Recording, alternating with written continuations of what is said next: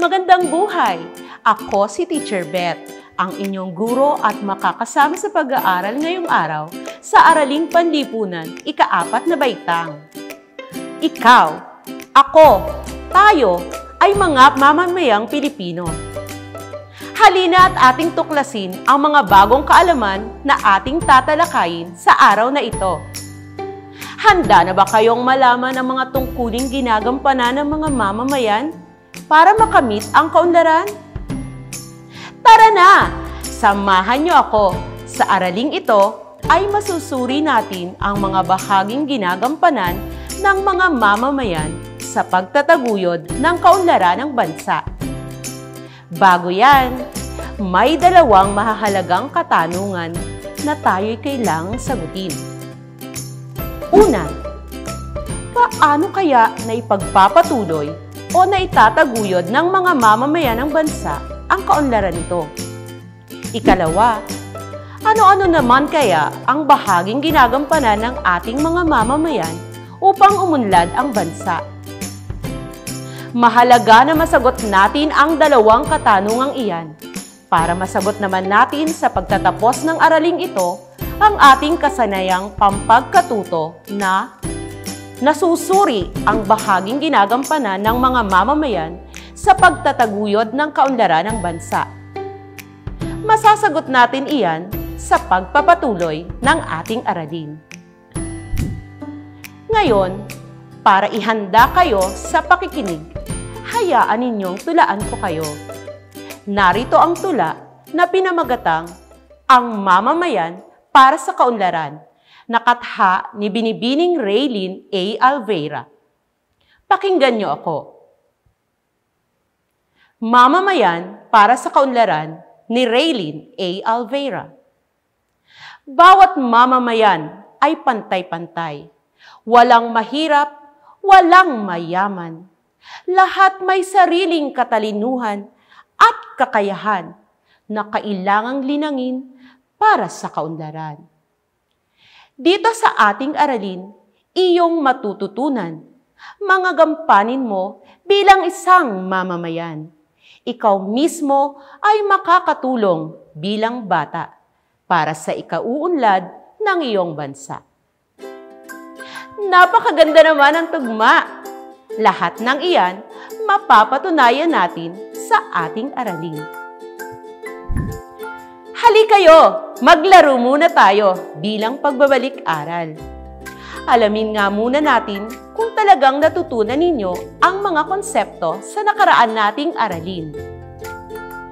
Pamilyar ba kayo sa mga game shows?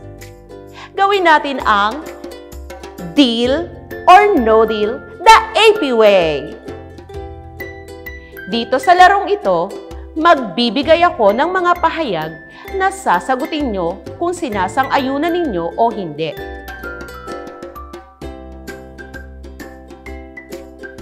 Subukin natin ang inyong nalalaman sa nakaraang aralin dito sa ating balik-aral. Kaya naman, kung game na kayo, tatanungin ko na kayo ng Is it a deal or no deal? Unang katanungan, walang karapatan ang kahit sino na makipag-ugnayan sa ibang tao o mamamayan. Ang tamang sagot ay, it's no deal. Ikalawang katanungan, ikaw ay may karapatan na magkaroon ng mga lupain at iba't ibang ari-arian. Ang tamang sagot ay deal. Ikatlong katanungan, malaya tayong iboto ang nais natin na maupo sa serbisyo. Ang tamang sagot ay deal. Mahusay. Ika-4 na katanungan, isang karapatan ng nasasakdal ang magkaroon ng sariling abogado. Ang tamang sagot ay deal. Magaling. Ika-5 katanungan, gamitin mo sa masama ang mga karapatan na ibinibigay sa atin. Ang sagot ay no deal! Mahusay talaga kayo. Mukhang handang-handa na sa bagong hamon ng kaalaman. Mga bata, alam na natin na tayo ay nakatutulong sa pag-unlad ng ating komunidad o ng ating pamayanan sa pamamagitan ng gawaing pansibiko o ang paglingkuran ang mga nangangailangan sa ating lipunan kahit sa payak na paraan. Ngayon naman ay ating pag-aaralan ang mga bahaging ginagampanan ng mga mamamayan sa pagtataguyod ng kaunlaran ng ating bansa. Ngayon, bibigyan ko kayo ng 10 segundo para suriin ang mga sumusunod na mga larawan. Alin sa mga larawan sa itaas ang nagpapakita ng kaunlaran? Masasagot kaya ninyo?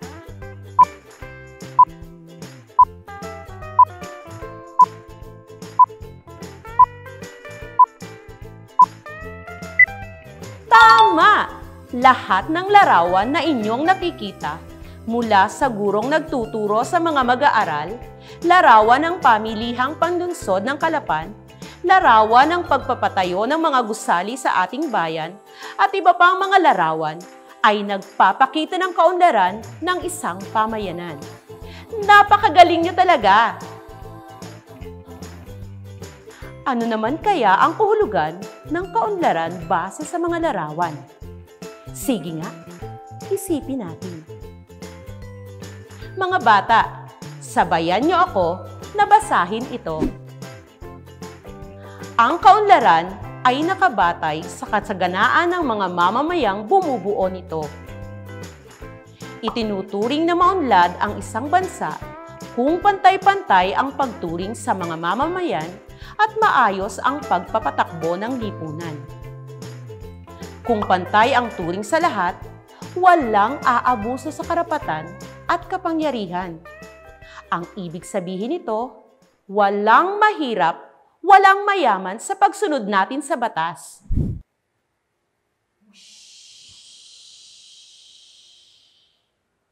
Mga bata, may narinig ba kayo? Aba, parang may dumarating. Aha! Mukhang kilala ko siya kung sino. Ikaw pala, Arpan Book. May gusto ka sigurong ipatuto. Mga bata, kasama natin si Arpan Book. Narito siya upang magbigay kaalaman, konsepto at aral tungkol sa ating aralin. Kaya, halina kayo! Sabay-sabay tayo kay Arpan Book matuto. Wow! Mukhang nandito na tayo sa loob ni Arpan Book. At heto na nga, may babasahin ako mula sa kanyang pahina. Kaya makinig kayo mga bata. Isang katangian ng maunlad na bansa ay ang pagkakaroon ng angkop at sapat na serbisyong panlipunan katulad ng edukasyon, pabahay, kalusugan, seguridad, komunikasyon at transportasyon. Itinataguyod ng mamamayan ang maunlad na lipunan sa pamamagitan ng iba't ibang gawain. Paglinang ng sariling katalinuhan at kakayahan. Ang lipunan ay binubuo ng mga individual. Makabubuting linangin ng bawat isa ang sariling galing at talento, hindi lamang para sa sarili, kundi para sa bayan. Ano kaya ang ibig sabihin nito, mga bata? Ano ang ibig sabihin ng salitang individual? Tama! Ikaw, ako, tayo ay mga individual. At ang ibig sabihin ng linangin ay ating pagyamanin o ipakita natin ang ating katalinuhan sa iba't ibang angking kakayahan. Si Heidelin Diaz ay isang halimbawa ng isang individual na nagpakita ng kanyang kakayahan sa larangan ng palakasan na weightlifting at pinarangalan kampiyon sa larangang ito. Hindi lamang para sa kanyang sarili, kundi sa ating bansa. Maging dito sa ating bayan at sa ating mga paaralan, maraming mga patimpalak na naglalayong mapasigla ang ating mga kakayahan. Kaya mga bata, sumali kayo! Pagiging produktibo. Mahalagang katangian ng produktibong mamamayan ang pagiging malikhain at maabilidad. Ang katangiang ito ay makatutulong upang matustusan ang sariling pangangailangan at makatulong sa iba. Kung ang bawat isa ay marunong humanap ng sariling pagkakakitaan, magiging madali ang pag-unlad ng bayan. Ano kaya ang ibig sabihin nito? Ang ibig sabihin nito ay kailangang madiskarte ka, maabilidad, upang matustusan ang iyong pangangailangan. Pagmamahal sa bansa at kapwa Pilipino. May tataguyod ng bawat Pilipino ang kaunlaran ng bansa kung ang bawat isa ay nagkakaloob ng suporta at respeto sa ating kapwa. Isa pa ring konkretong halimbawa ng pagmamahal sa bansa at sa ating kapwa ang pagtangkilik sa mga produktong Pilipino. Nakapagbibigay ito ng mainam na oportunidad upang madagdagan ang trabaho at kita ng ating mga kababayan. Isa sa halimbawa nito ang pagtangkilik sa sariling produkto ng mga Pinoy. Ito ay tanda ng pagmamahal sa bansa at kapwa Pilipino. Pagtulong sa pagtigil ng katiwalian at maling gawain sa pamahalaan. Pinamamahalaan at pinamumunuan ng pamahalaan ang kaba ng bayan, pulisya, at iba pang mga batayang serbisyo para sa mga mamamayan. Upang maging maayos ang takbo ng ating lipunan, marapat lamang na tiyaking tapat at mahusay ang mga pinuno natin nang sa gayon ay maging maayos ang takbo ng ating lipunan. Mainam na tayo ay sumunod sa mga batas na ipinatutupad ng ating pamahalaan. Pagsunod sa mga batas. Binubuo ang mga batas upang pangalagaan ang ating kapakanan, buhay, at ari-arian. Ang pagsunod sa batas ay makatutulong upang mapangalagaan ang karapatan ng bawat mamamayan. Kung ang bawat mamamayan ay susunod sa batas, matitiyak din ang seguridad at katiwasayan na makatutulong na sa maayos na paninirahan ng bawat mamamayan sa lipunan. Iwasan natin ang paggawa ng mga gawain na alam natin na magpapahamak sa ating sarili at sa mga taong nakapaligid sa atin. At iwasan din ang pagsali sa mga samahan na magdudulot ng gulo sa ating pamayanan. Isang mabuting halimbawa nito mga bata, ang palaging pagsunod sa health protocols na ipinatutupad ng ating pamahalaan.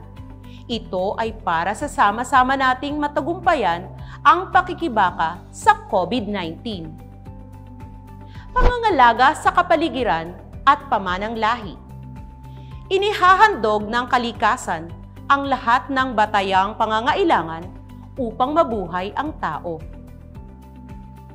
Marapat lamang na pangalagaan ito sa pamamagitan ng maayos na paggamit ng yaman mula sa kapaligiran, sa pamamagitan ng pagtitipid, pagpigil sa polusyon, paghihiwalay ng basura at pagre-recycle. Kayang-kaya natin makilahok sa mga gawaing nagtataguyod ng pangangalaga sa kapaligiran at kalinisan, mula sa ating simpleng paraan ng pagtatapon ng basura sa tamang tapunan. Malaki ang ambag natin sa kalikasan mga bata. Pag-iingat sa mga pampublikong gamit at lugar. Ano nga ba ang pampublikong gamit? Tama! Ito ay ang mga gusali at infrastruktura tulad ng mga kalsada, tulay, paliparan, ospital, paaralan, simbahan, palengke, pook pasyalan, at iba pa. Gamitin natin ang mga ito sa maayos na paraan upang mas lalong umunlad ang ating ekonomiya at kabuhayan. Napakaraming mga gintong aral mula kay Arpan Book. Kaya mga bata, may natutunan ba kayo sa ating talakayan? Magaling! Para masagutan ang gawain, halina't makinig sa panuto. Handa na ba kayo? Kung handa na kayo, heto at pakinggan. Isulat ang check kung ang pangungusap ay naglalarawan ng mga gawaing itinataguyod ng mga mamamayan para sa kaunlaran ng bansa, at X naman kung hindi. Unang bilang. Itinapon ni Sonia sa tamang basurahan ang mga napulot na plastik sa parke. Check ba o X? Okay, alamin natin.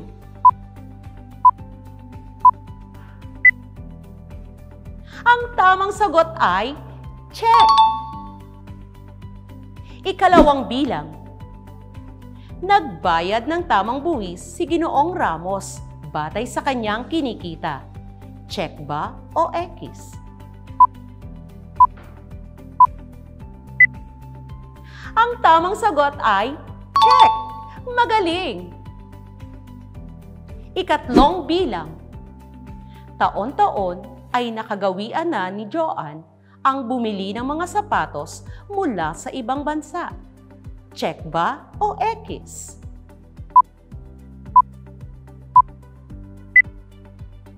Ang tamang sagot ay X. Napakahusay ninyo. Ikaapat na bilang. Si Daryl ay parating nagsusuot ng face mask at face shield kapag pumapasok sa mga pampublikong lugar. Check ba o X?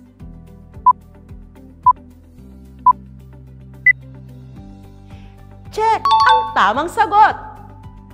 Ikalimang bilang. Masaya at nakangiti na nagbibigay ng serbisyo sa mga mamamayan ang mga empleyado ng lokal na pamahalaan.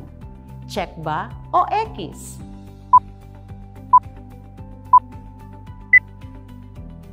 Check pa rin! Pareho ba tayo ng tamang sagot?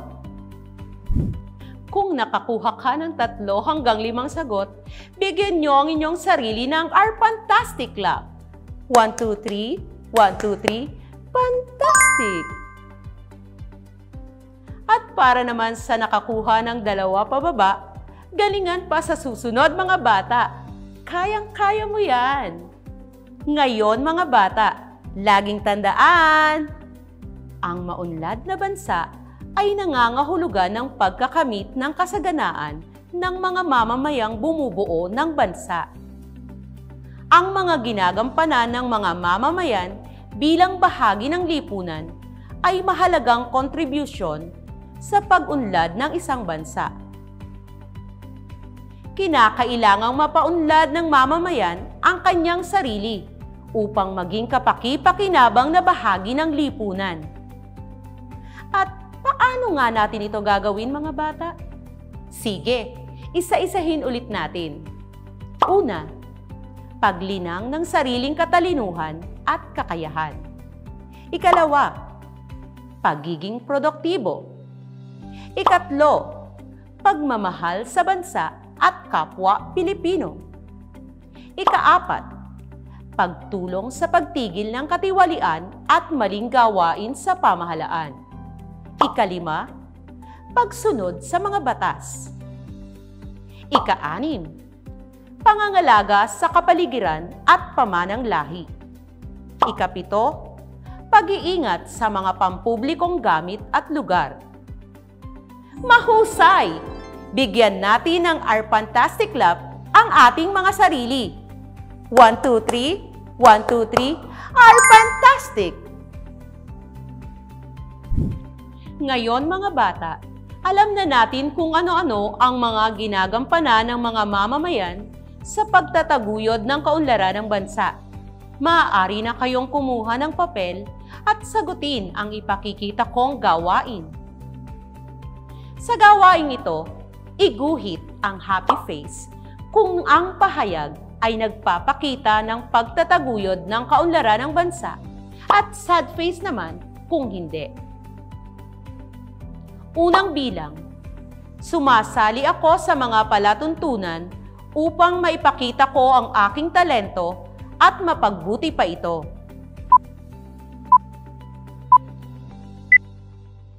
Ano ang inyong sagot? Tama! Happy face! Ikalawang bilang, magiging malikhain ako at maabilidad upang matustusan ang sariling pangangailangan at makatulong sa iba. Ano kaya ang tamang sagot? Mahusay! Happy face ulit! Ikatlong bilang, bibili ako ng mga produkto na galing sa ibang bansa dahil magaganda ang mga ito. Ano naman kaya ang kasagutan? Sad face! Mas dapat nating tangkilikin ang gawang Pinoy. Ikaapat na bilang, isinusulat ko ang aking pangalan sa pader ng puok pasyalan na aking pinuntahan upang matandaan nila na nakarating na ako sa lugar na iyon. Ano kaya ang tamang kasagutan?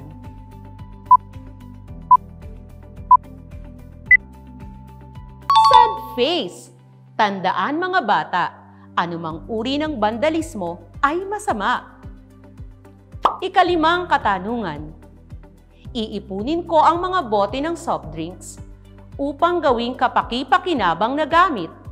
Ano na naman kaya ang tamang sagot sa huling numero?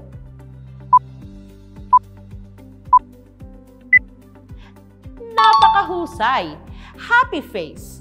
Matuto tayo ng kapaki-pakinabang na paraan ng pagre-recycle. AP kahusay naman! Sigurado akong marami kayong natutunan. Kaya sa ating susunod na gawain, gawin ito sa inyong kwaderno. Sumulat ng isang talata na binubuo ng 5 pangungusap na naglalaman ng inyong mga natutunan ngayong araw. Narito ang simpleng rubric para magabayan kayo kung paano ninyo pagagandahin ang inyong talata at gayon din para malinaw sa inyo kung paano ito mamarkahan. Ipasa ito sa inyong guro sa Araling Panlipunan.